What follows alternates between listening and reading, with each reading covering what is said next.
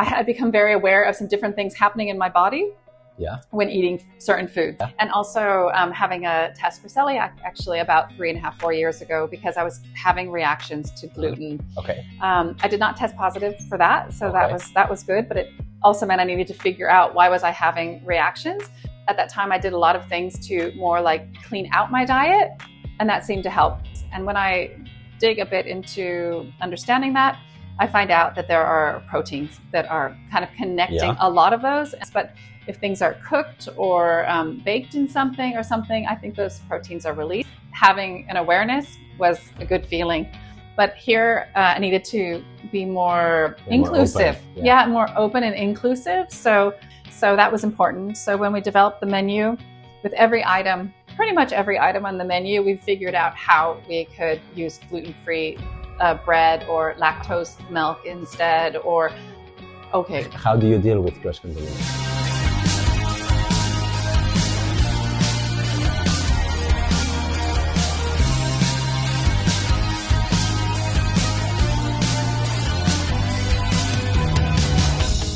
Okay, so welcome again to the interviews, and as you can see, I'm still in Villavi, the same place where I could interview Noreen from Gluten Free in Denmark.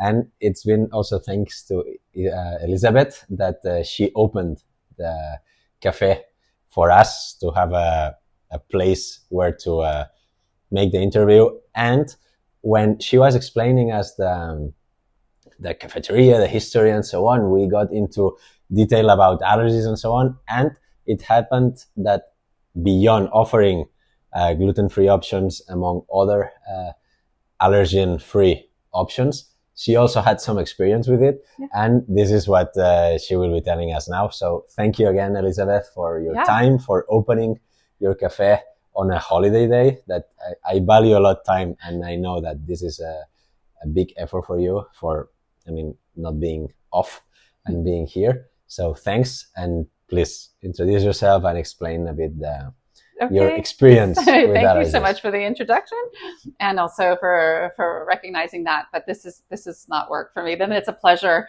to be able to support a project like yours, and also people who may be in a process figuring out how to live their life more positively or with ease and with their way of eating, right? So I'm so happy to do it. Yes. Thank you so much. I'm a little more relaxed now that we just closed for summer holiday. So it's actually a good time.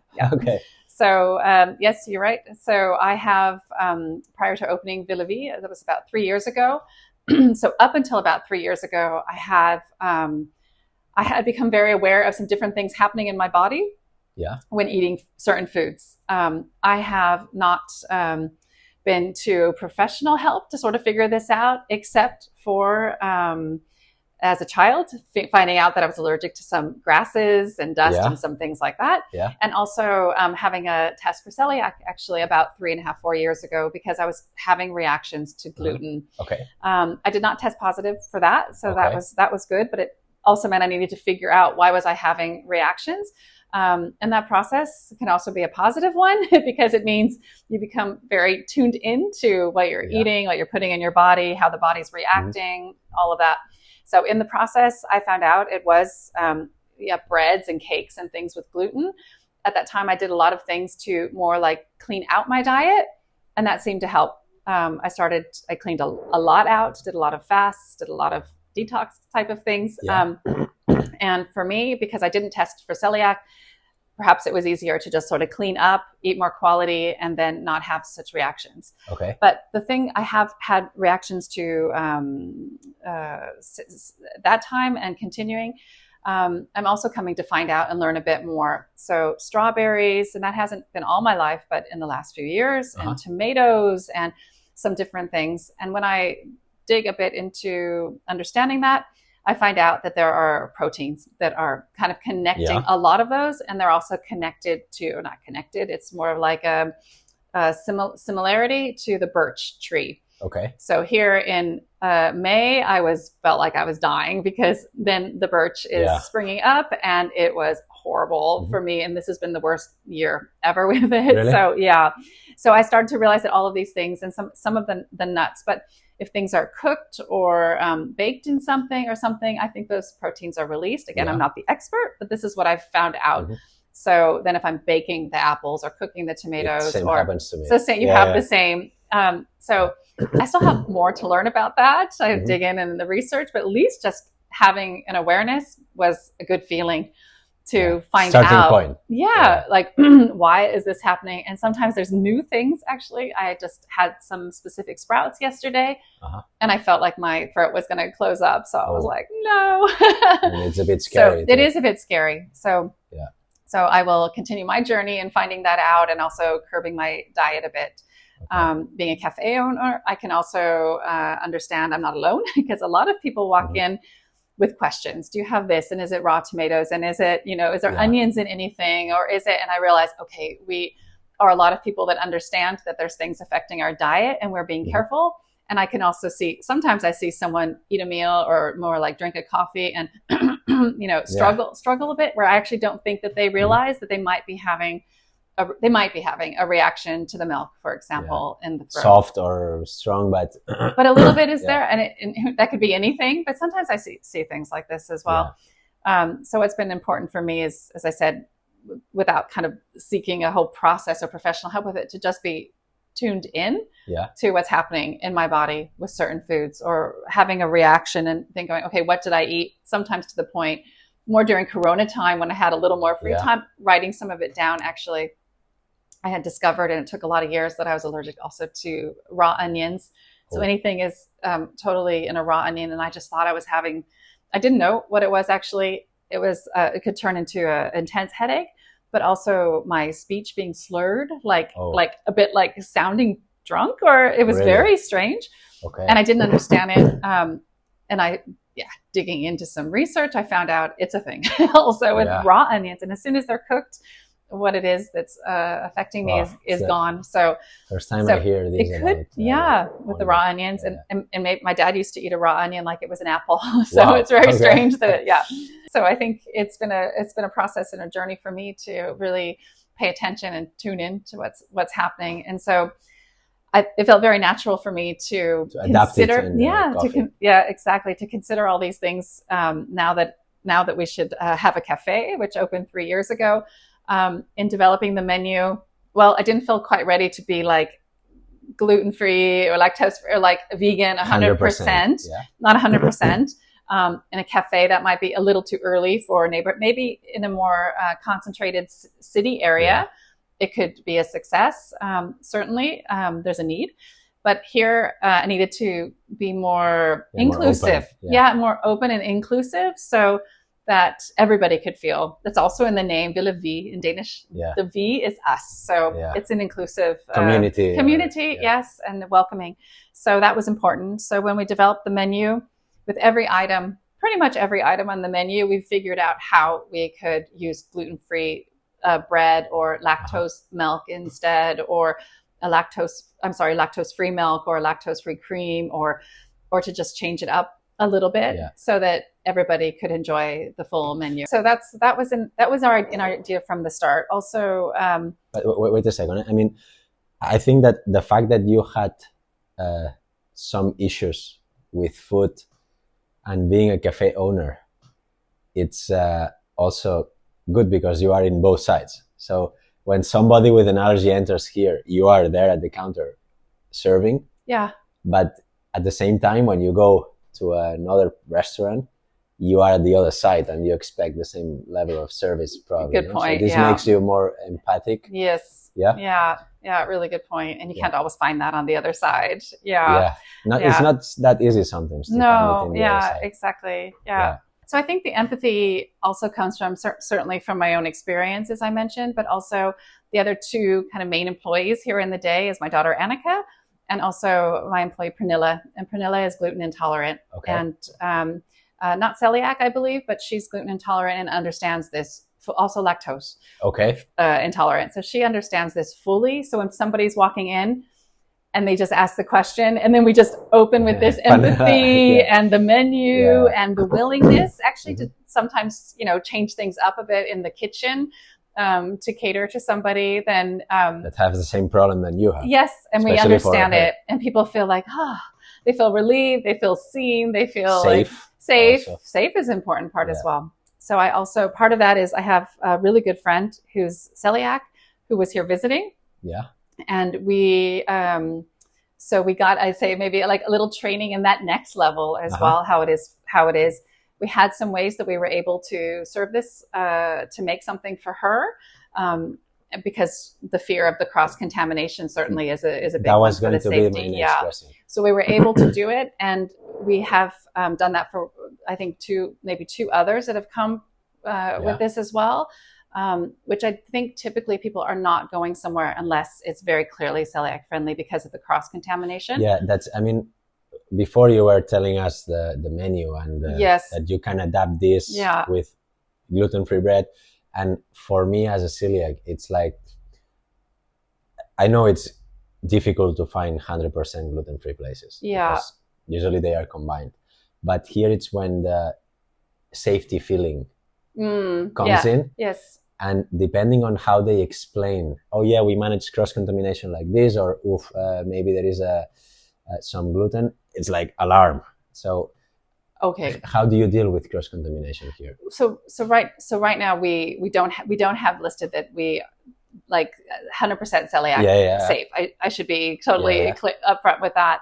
Any restaurant is, and there are many restaurants offering options for gluten-free. Okay, yeah. But cross-contamination can happen everywhere. That's right, yeah. So we would typically then have clean paper for the grill, so their bread is cooked inside of the clean grill paper. Clean cutting board, washed, clean, not sort of like all of these processes. Also for the friend I mentioned, then we made a salad, then we opened a new bag just to be sure we hadn't sort of like touching bread and had grabbed salad for the previous person. So to be totally clear, it won't be that we can always, if we didn't have that clean a new bag of salad to open, maybe we can't cater for that person when they come in No, but I mean, me listening to this now, I feel safe here. Yes, thank you. But most of times you don't know. Yeah. And by not knowing, your Hollywood in here starts imagining, and then you feel fear or not comfortable, etc. No? Yes. So the trust that you transmit is key for me, at least. Yeah. Yes. And then and then also I mentioned my daughter, so she has some knowledge about it as well, because we have the good friend I mentioned who we really got a training, and we have another really close friend with the peanut allergy. So it's hard. We've been on holiday with them, so we really have got that training and checking the labeling and being sure, and then double checking it and all of that process. So that's also we've also have those customers with that allergy that walk in that we can cater to as well. That's perfect. Again, it's always with their understanding of how we run our kitchen, that it's not 100% but uncontaminated. Maybe before we were talking about controversial things before starting the interview, and I think this can be also a controversial thing. It is. You can hear me being careful in what I say, right? Because it could be very, of course. But now it's me who will say that. Okay. I mean, I've been traveling now for 10 months all over Europe, and a few months more are to come. But before, I used to travel a lot, also for work. And I'm 100% not aware, but conscious that if the restaurant is not 100% gluten-free, the risk of cross-contamination, it is always existing. Okay. So the conclusion I arrived myself is that then it's all about trust between the kitchen and you. If they say they do it like this, as you said, new bag, cleaning everything, etc., to make sure the risk of cross-contamination is the minimum, I feel safe. If not, I leave. And my record is 8 restaurants in one meal. I left from 8 restaurants, but I didn't feel safe. So first is me. So at the end, when they explain you how they work, you have to trust. And then that's it. But it's important. So I totally understand that you are highlighting that you're not 100% gluten-free. But from, at least for me, it's what I face in most of the situations. Okay, I hadn't And then actually it's thought where about, trust there's comes some in. people that might be the other way, that it's a way to bring people into their restaurant and they're not necessarily understanding how serious it is if somebody is. Yeah, but for example, I mean, one of my favorite restaurants in Barcelona, Yeah. it's not 100% gluten free. Yeah. But I choose to go there Yes. Yeah. when I go with my friends because I know they do it well. Yeah.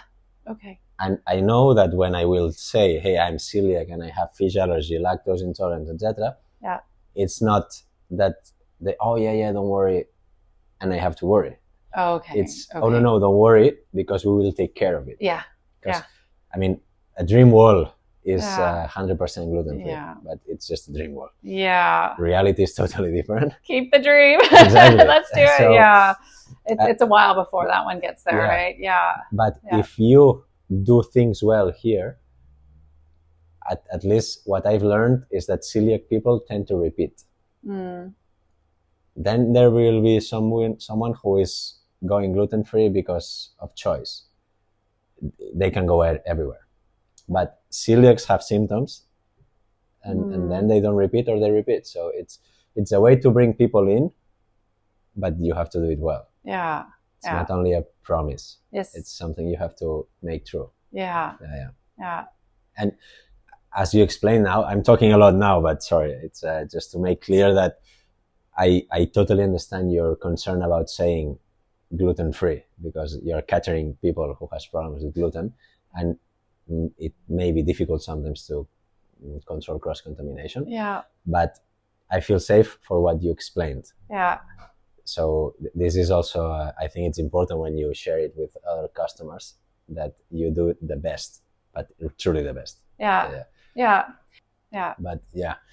And before you were showing me some typical dishes that you could also adapt, could you talk about this and lactose-free, the mini milk and all this? Yeah, exactly. So we have, we'll reveal our secret that we have in Denmark. If you can, if yeah, not, no, that's totally fine. It's not a secret. Okay. It's just we're also a smaller and we're a family-run cafe, not a chain. So we also have to think in how to do it as efficient as possible, right? So keeping track also of how much we order. We were talking about the deliveries we have, how to ensure we don't have food waste. That's also important to us.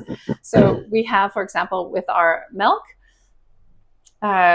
we typically have what in Denmark is called let milk or sur milk. So let is the lighter fat, and sur is the higher fat. Yeah. And then there's also one called mini milk that's almost, maybe that's equivalent to like a fat-free.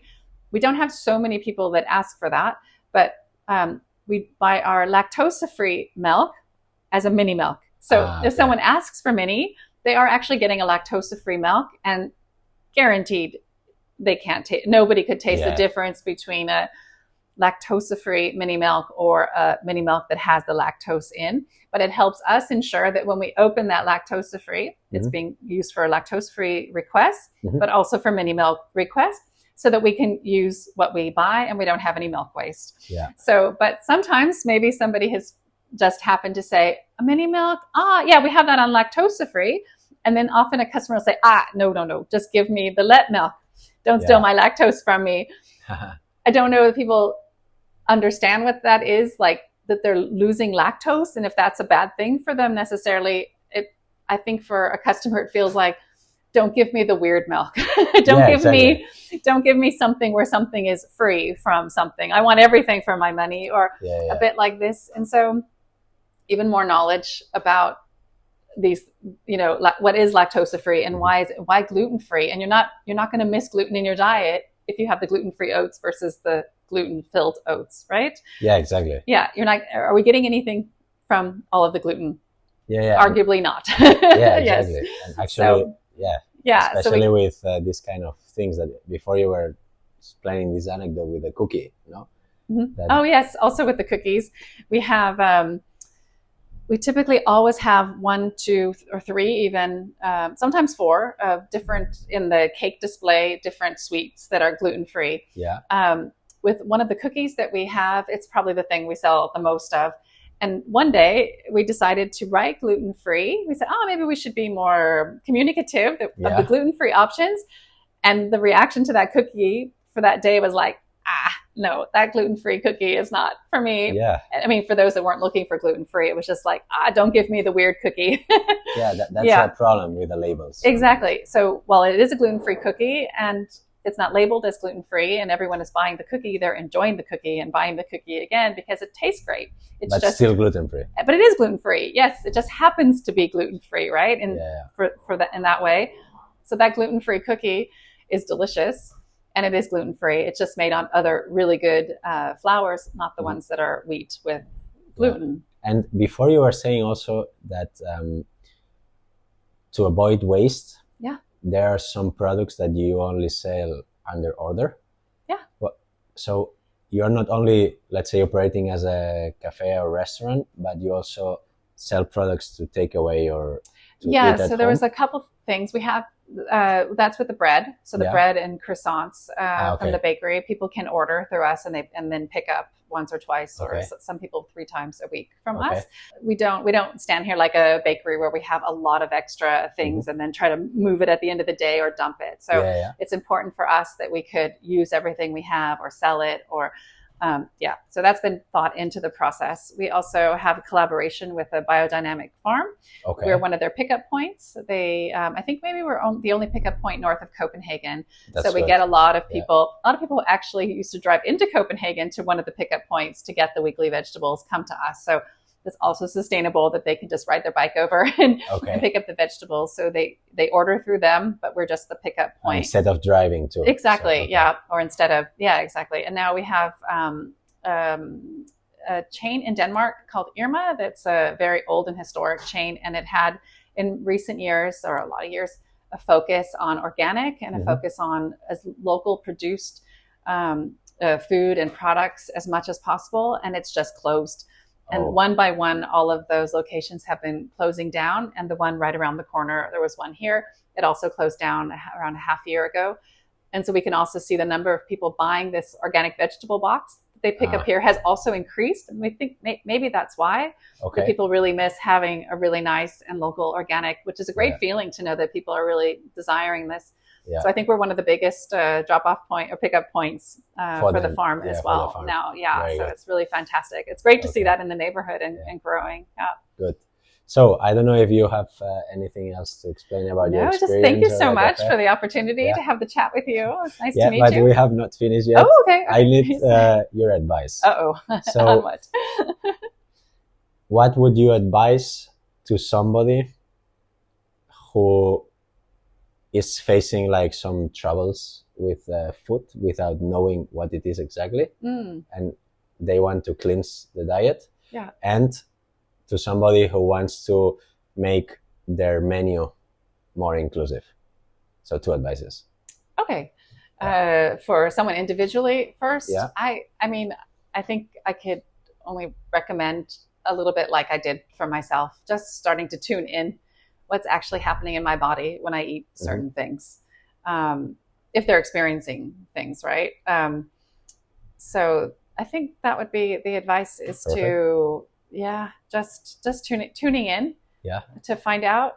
And the other question, you meant more for like businesses then I'd say to just be a little more open to it and looking at the possibilities that are out there, because I think we thought, let's find a way that we can do this. And then we found out, if we just adjust these few things and we have this thing, or we keep this thing frozen, or like using mini milk is the lactose-free one, you find out ways that you can make these adjustments so that you can actually make it possible, which is giving even more possibilities for people to come into it's also a win that way, right? So there's possibility for more people to be able to go out and enjoy themselves, and having to come into you, to have lactose-free and gluten-free and all of these options. And of course that also means business. So that's also a win. So I think being open, and then just taking a little time to start figuring out how to make some adjustments in the menus just to be more inclusive.